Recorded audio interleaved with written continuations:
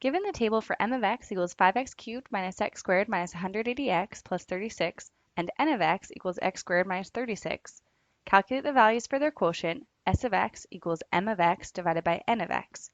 Use the patterns and differences in those values to determine the degree of the quotient function s of x, and to write the polynomial function for it.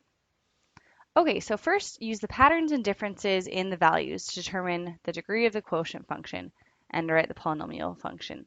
And so we're going to need to find out what s of x is and then find the differences in those values to find the degree in the function. And so first finding s of x, it's just the quotient of m of x and n of x. So we're going to take m of x and divide it by n of x. So 36 divided by negative 36 is negative 1.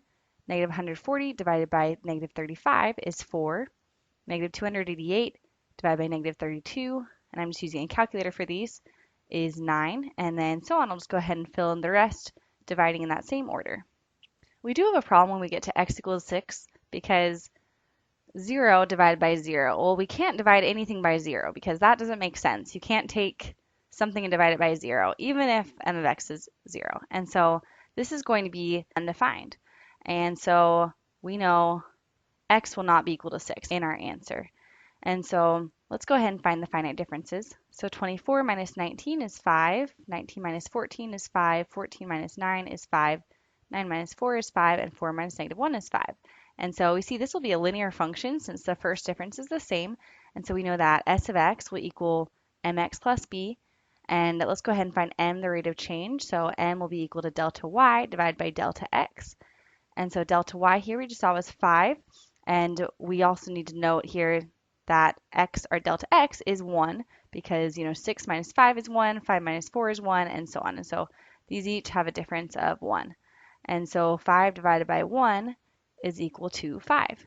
And then our b value will be the y-intercept. So when x is equal to 0, then y, or s of x, is equal to negative 1.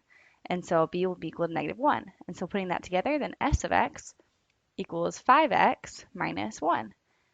And so now we just need to also put in here our domain restrictions since we can't have x equal to 6. So our domain will be the set of x's such that x is in the real number set and x cannot equal 6. And so let's go ahead and summarize our answer. The quotient is best represented by the first degree linear function s of x equals 5x minus 1 with a domain restriction such that the domain of s of x is the set of x's such that x is in the real number set and x is not equal to 6.